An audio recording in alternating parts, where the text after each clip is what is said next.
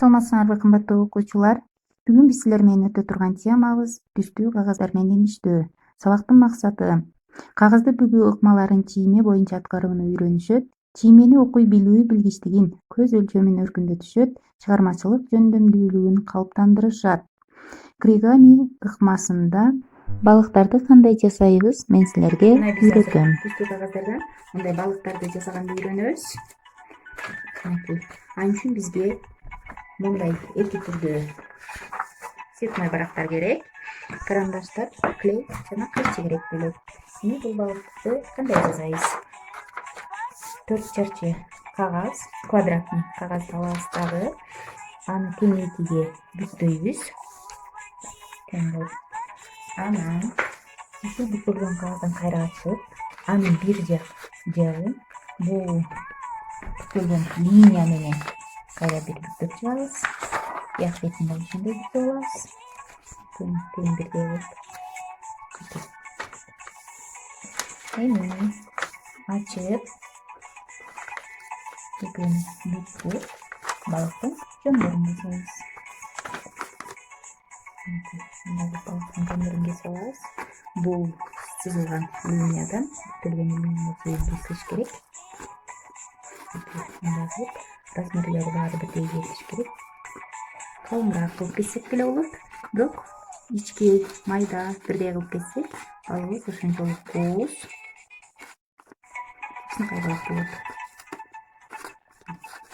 Ушинтип баардыгын кесип отуруп, кесип алдык. Эми балыкты мындай бүктөлгөн боюнча бир бетин клейлеп алабыз.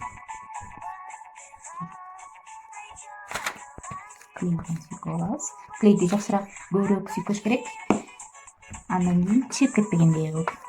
Эми ушул клейленген бетке бул бүктөлгөн, сызыктан бүктөлгөн жерин алып келип, бул экөөнү чаттайбыз бириктирип.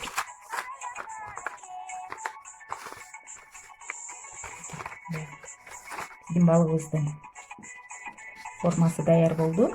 Эми бул балыктарга куйругун жана канаттарын жасайбыз. Анчүн кагазды экиге бүктөп алабыз. Кагазды экиге бүктөп, мындай формада тартып алабыз. Экини бирөөнү канатына, бирөөнү куйругуна пайдаланабыз.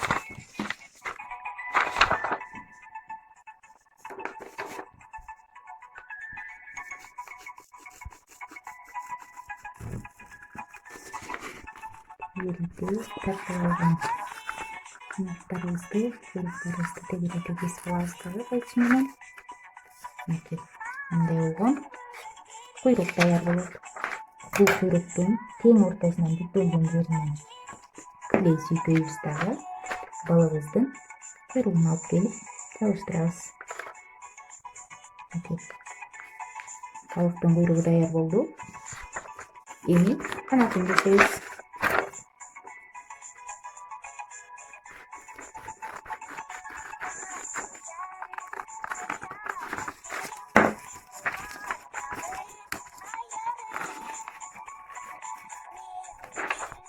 Бул канаттарын болсо бүктөлгөн жерден тең экиге кесип алабыз.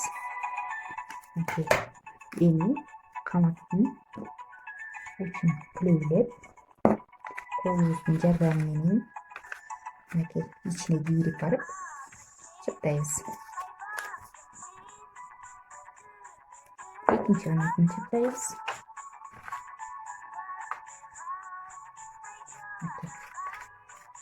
Ушинтип балыгыбыздын канаты менен куйругу даяр болду. Эми канаттын балыктын баш бөлүгүн өтөлү. Анчүн биз балыгыбыздын учун мындай кылып кесип алабыз. Эми балыктын ооздорун жасайлы.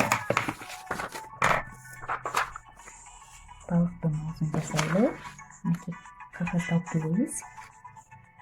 Оозун чийип алабыз. Карандаштын жардамы менен.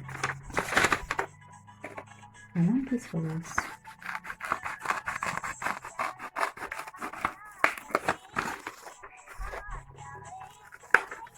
кесип алдык. Кесип алган оозубузду плейлеп учун балыктын оозуна барып чаптайбыз. Эми бул оозу даяр болду. Эми биз тилин жасашыбыз керек. Анча үчүн жанактай эле баракты алабыз дагы. Чыйнап алабыз.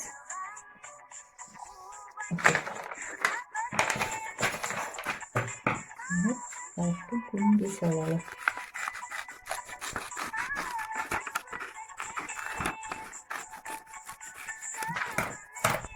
Тилин плейлеп балыктын оозуна барып чаптайбыз. Балыгыбыздын оозу, тили, канаттары, куйруктары даяр болду. Эми балыктын эмеси калды? Балыктын көзү калды, э? Көзүн анча үчүн ак барак алабыз. Ак баракка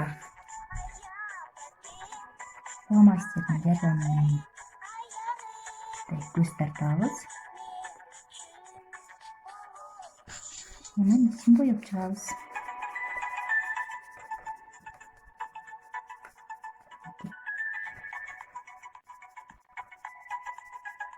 Көздөрүн боебиз.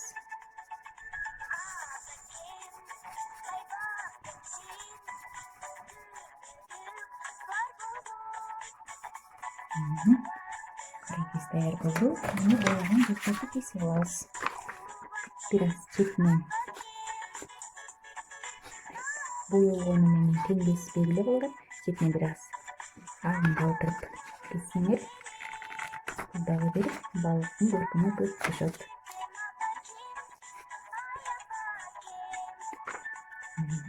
Биринчи оозубуз даяр болду. Экинчи оозубузду кесип алып,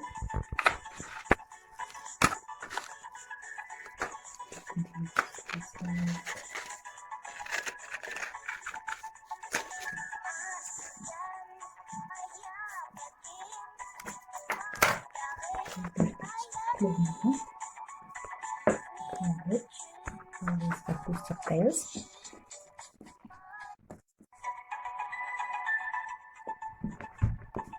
Экөө так белгидеги чаптайбыз. Мынакей балдар, биздин балыктарыбыз дагы мындай болуп жасалды. Эгер бул балыктар силерге жакса, үйдөн кайталап, силер да ушундай жасап көрөсүңөр деген ойдомун. Көңүл бурганыңар үчүн чоң рахмат. Ушуну менен салабыз соңуна чыкты. Саламатта калгыла.